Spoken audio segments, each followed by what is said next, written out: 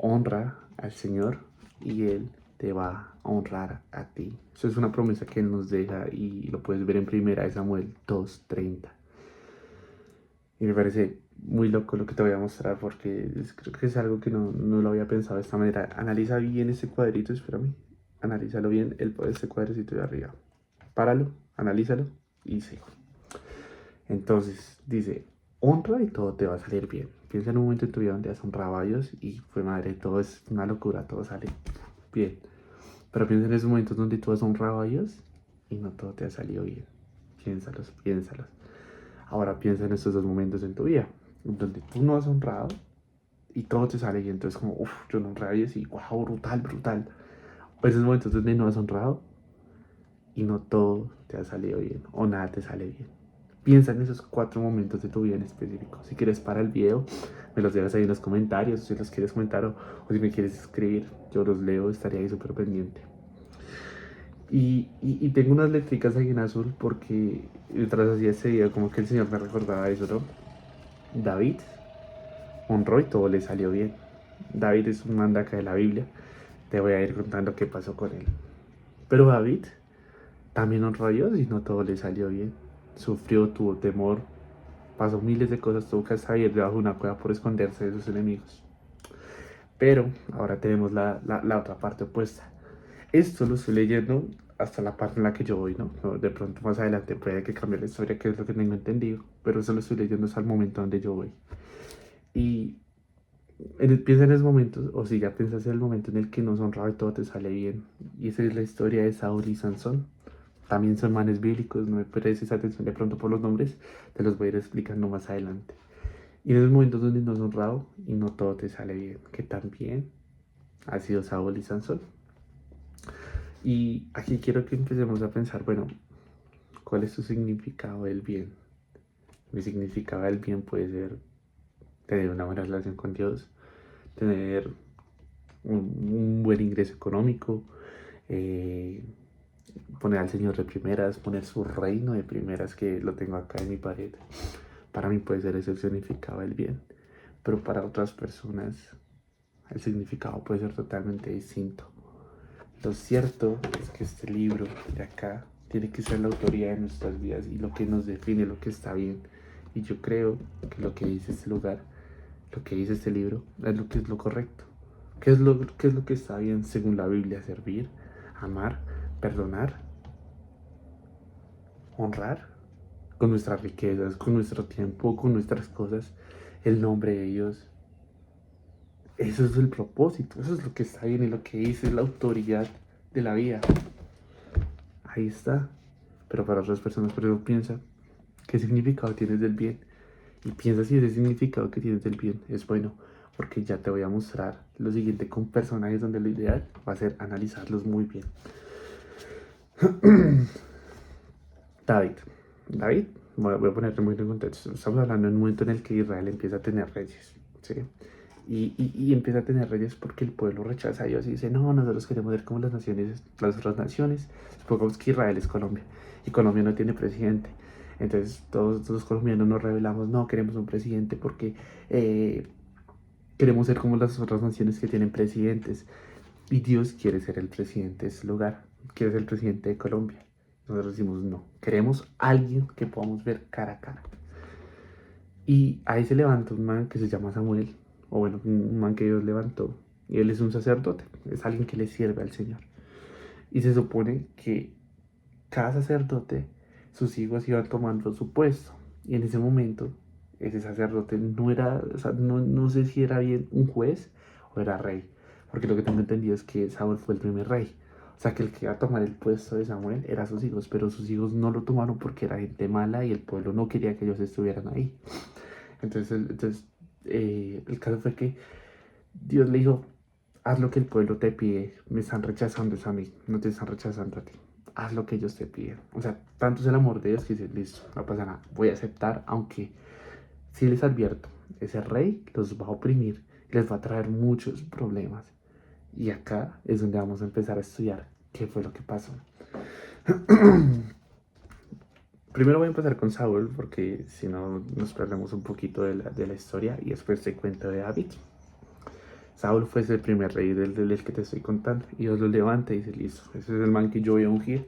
Ese es el man con el cual mi poder, mi presencia irá con él. ¿Para qué? Para liberar a mi pueblo Israel. ¿Por qué? Porque Israel en ese momento, pues como estaban pecando tanto, Dios los abandonó o les dejó de dar tanta gracia y los pueblos alrededores, supongamos que Colombia, entonces Venezuela, Panamá, Ecuador, Brasil nos empezó a atacar, y nos empezaron a quitar el Amazonas, nos empezaron a quitar la costa, algo así más o menos para que nos entendamos el contexto. Entonces, el man empezó con un potencial increíble, el tipo de hecho yo creo que fue un potencial totalmente desperdiciado porque el tipo era un hombre alto, o sea, así lo narra la Biblia, el tipo era como un man pinta, es lo que también trata de dar a entender la Biblia, y el Señor lo unge, entonces es como, wow. Pero cuando él empezó a ver que listo, el Señor lo eligió como rey, el ego como que se le subió mucho a la cabeza y empezó a tomar poder que él no tenía que tener. Y se volvió un hombre impulsivo porque no aprendió a confiar en Dios. Solamente tomaba decisiones por lo que él creía que su conciencia le decía que estaba bien, sin primero consultarle al Señor. Ni siquiera le consultaba al sacerdote, que era el que pues tenía la posibilidad en ese momento de hablar con Dios literalmente, pues sí, cara a cara o como amigos, bueno, no cara a cara, tan exacto, pero sí, el sacerdote le preguntaba y Dios le respondía. Pero los reyes tenían que ser obviamente los que portaban la presencia de Dios. Y eso, Saúl era, o sea, según lo que yo leo acá, Saúl era como muy distanciado. Saúl no era como muy cercano, era. Los bendigo, pero sí, una relación totalmente vacía. Saúl era ansioso, era un tipo que se le nota la ansiedad que sufría porque obviamente al tener que ir a batallas, al tener y saber que en unas veces, si al comienzo tuvo toda la presencia de Dios con él y derrotó a muchos, después por su desobediencia se le quitó y eso se le produjo una ansiedad. Y eso es lo que el enemigo quiere hacer. Quiere quitarnos todo lo que Dios ya nos dio, todo lo fuerte que Dios nos pone. Y Dios no es que se aleje, lo que es que se tiene que ir para darnos a entender y hacernos sentar cabeza. Porque si Él tuviera gracia ilimitada para siempre, en ese sentido, nosotros nunca nos arrepentiríamos. ¿Mm? Y ahí empezó la ansiedad de Él. Y en vez de acercarse a Dios, se alejó en desobediencia. ¿Por qué? Porque se volvió inseguro y empezó a tomar decisiones de una manera que solamente era para agradar a los demás o para beneficiarse a él mismo. Y ahí es donde está un tema muy importante. Las inseguridades son un acto, se pueden volver pecado, porque tomas decisiones debido a tus impulsos, debido a protegerte y no por lo que Dios está diciendo o porque quieres algo. Saúl tenía que ir a conquistar una tierra y no lo hizo porque se quiso, o sea, de pronto sí mató a gente, pero no mató a alguien. Y en ese sentido, también por no haberlo matado, se quedó con unas pertenencias. Cuando yo le digo, destruye todo, todo, no me importa, así por más cosas que fuera, destruye todo. Y él no lo hizo porque él se quería quedar, él quería acumular riquezas paganas y no las que Dios le había dicho que tuviera, siendo rey, teniendo de todo. El man viene del Palacio de Justicia, bueno, allá en la casa donde viven los presidentes. Y algo, una cualidad más de él, era que le faltaba arrepentimiento. El tipo era un man que le echaba la culpa a todo el mundo. Como que no se ponía en su lugar y decía, venga, es mi culpa. No, no, no. El tipo siempre le echaba la culpa a los demás. De hecho, hay una parte aquí en la Biblia que él ofrece un sacrificio a Dios. Y esos sacrificios solo los podía ofrecer el sacerdote. Y en ese momento lo hace por lo mismo, por ser impulsivo, por ser ansioso, porque estaba teniendo una batalla muy fuerte y pensaba que iba a perder y necesitaba una respuesta de Dios. Y en ese momento lo hizo porque el sacerdote llegó tarde. Pero el sacerdote le dijo, no vas a hacer nada hasta que tú no llegues. Y como ya se estaba viendo muy presionado, lo hizo. Y entonces después le dice a él, no, lo que pasa es que yo lo hice porque tú no llegaste temprano. Echándole la culpa a todo cuando la orden era, no lo hagas. No lo hagas. Y eso nos pasa a nosotros. O sea, estudiar a este man es como estudiarme a mí porque yo he sido impulsivo, ansioso, inseguro, desobediente. Me ha faltado arrepentimiento, ha sido remordimiento. El remordimiento es, uy, me duele. Uy, madre, ¿por qué lo hice? Me arrepiento, vuelvo a Dios y vuelvo a pecar. el que peca, reza, empata, dicen por ahí. Y eso no es así, eso no es bíblico, eso es demoníaco, totalmente. Ahora bien, ya que ya estudiamos un poquito a Saúl, vamos a estudiar un poquito a David. David, al comienzo, el tipo era un pelado, era más pelado que tú, o de pronto la persona que está viendo acá, era pastor de ovejas. Y al ser pastor de ovejas le tocaba pues obviamente cuidarlas de pronto de animales feroces, tenía que cuidarlas de leones, dice acá la Biblia. Entonces el tipo estaba acostumbrado a pelear con leones, con osos, yo no sé con qué pelea, pero el tipo aunque era un peladito, el man tenía mucha fuerza, el man ya sabía cómo, si se enfrentaba contra un león, pues no le iba a importar con quién se iba a enfrentar. Y ese fue el lugar de preparación que Dios utilizó, el que él fuera pastor de ovejas. Yo no sé si David venía de una familia humilde, pero es lo que voy a entender, es lo que la Biblia me trata de dar a entender. Tengo que mirar más, tengo que estudiar más. Él amaba a Dios, aún en su pastoreo. Esto es un dato que tengo que también que confirmar, porque esto lo he escuchado mucho en la iglesia. Obviamente, pues ellos saben más que yo. Y de hecho acá se ve cómo David honraba desde pequeño a Dios. O sea, eso sí es verdad. Pero ¿hasta qué punto? Entonces ahí es donde uno tiene que estudiar. Pero según lo que tengo entendido, él amaba a Dios desde que estaba ahí en el pastoreo. O sea, desde un lugar tan bajo. Porque según, o sea, según la Biblia lo voy a entender de esa manera, que es un lugar muy bajo. O sea, es un trabajo muy bajito. Amaba a Dios. Lo honraba. Se deleitaba en él. Día y noche. Y David terminó siendo el creador, o no sé, creo que la mayoría de los salmos. David los creó por amor a Dios. Y ahorita vamos a leer un salmo antes de terminar, para que veamos el amor que David le sentía a Dios. Era una salvaja.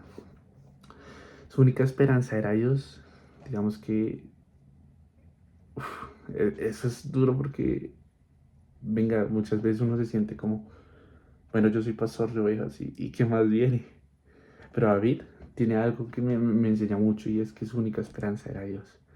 Y por ser su única esperanza, Dios lo pasó de ser pastor de ovejas a ser el rey de Israel. Tomar la posición más importante, yo creo que del mundo en ese momento. Samuel lo elige. ¿Por qué? Pues porque ya el Señor dice, no, yo ya no voy a seguir más con Saúl. Y vamos a elegir ahora a David, siendo tan peladito. Y Samuel va, lo unge, no sé qué. Y lo curioso de eso es que elige, ellos eran una familia. Estaba el papá y pues los hijos, y uno de los hijos era Samuel. Era Samuel, no, sino era David. Y entonces, en ese momento, cuando Samuel fue a mirar a quién elegía, no estaba David. Estaba cuidando ovejas. Entonces fueron todos los hijos mayores y no sé qué. Y Samuel dijo, uy, es este man, porque ese man es alto, pues fuerte, no sé qué, no sé qué, no sé qué, no sé qué. El Señor le dice, no, el Señor no ve las cosas como tú las ves. El Señor ve el corazón. Le digo, ese no es. Y Samuel le dice al papá, venga, falta un pelado, ¿cierto? Y él dice, sí, está cuidando ovejas. Y después va y lo unge a él para ser rey, aun siendo tan pequeño. Aquí es donde empieza como la división entre Israel y David como tal, porque David es de la tribu de Judá y como que se empieza a separar.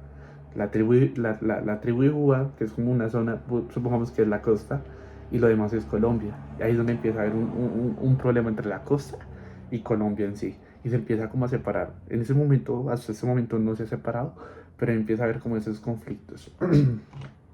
Luego el rey, luego de que David es ungido, el rey lo llama, o sea, Saúl. ¿Y por qué lo llama? Porque Saúl empieza a sufrir, empieza a tener mucha ansiedad, lo que ya hablamos, y él necesitaba una persona que lo relajara. Y David sabía tocar el arpa.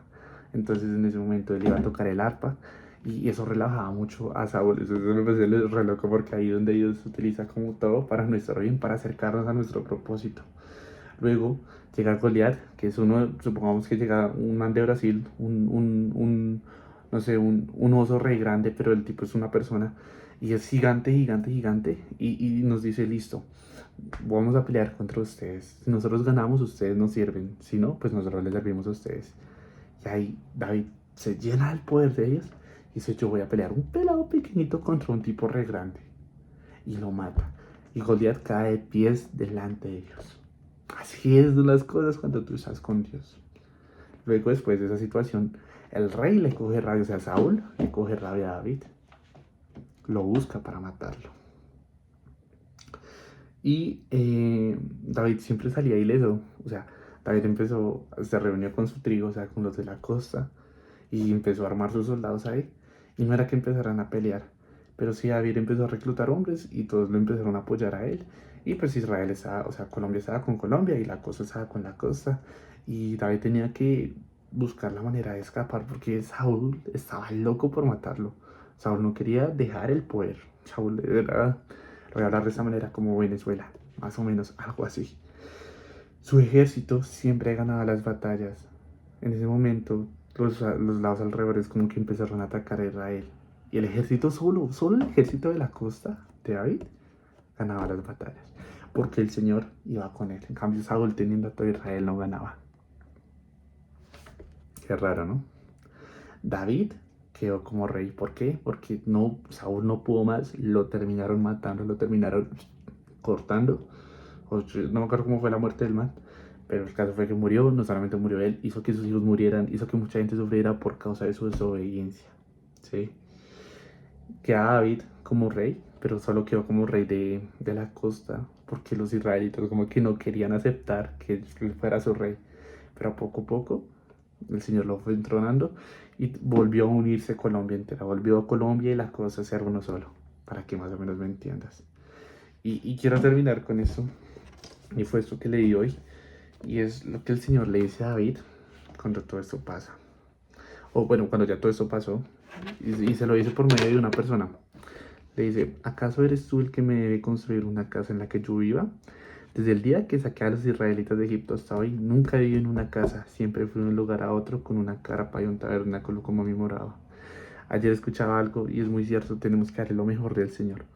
Pero darle lo mejor del Señor es darle lo mejor de nosotros, de lo que somos, en espíritu y en verdad, en espíritu y en verdad. Y también darle lo mejor económicamente al Señor, o sea, eso no está mal. Pero acá lo que Dios me quiere dar a entender es que Él siempre me va a acompañar, no importa el lugar donde le pongamos su carpa, pero sí que esa carpa sea lo primero, que sea lo primero que busquemos, que sea lo primero que queramos, que sea lo primero en lo que nos haya satisfacción, ¿sí? Eso es lo que quiere el Señor, espíritu y verdad. Y ahora bien, dice, te saqué de cuidar ovejas, eso se le está diciendo a David, ¿no? De los pastos te elegí para que fueras el líder de mi pueblo. He estado contigo donde quieras que hacía y destruía a todos tus enemigos frente a tus propios ojos. Ahora haré que tu nombre sea tan famoso como el de los grandes que han vivido en la tierra. Le haré una patria a mi pueblo Israel. Dios ama mucho a Israel y ama al mundo, pero Israel es una cosa que digo, wow. Y lo estableceré en un lugar seguro donde nunca será molestado. Las naciones malvadas no lo permitirán como lo hicieron en el pasado. Recuerda todo lo que te conté.